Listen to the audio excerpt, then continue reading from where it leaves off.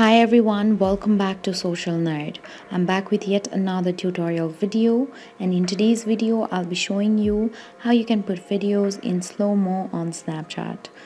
Before starting the tutorial, I'd like to let you know about Snapchat.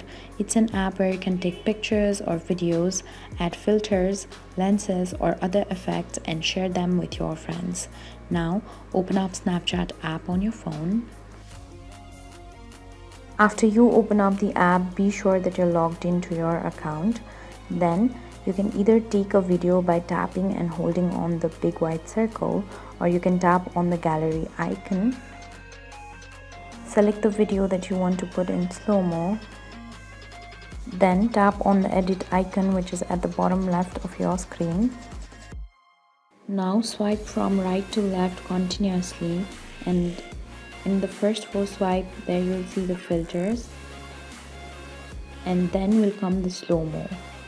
This is how you can keep your videos in slow-mo on Snapchat. Thank you for watching.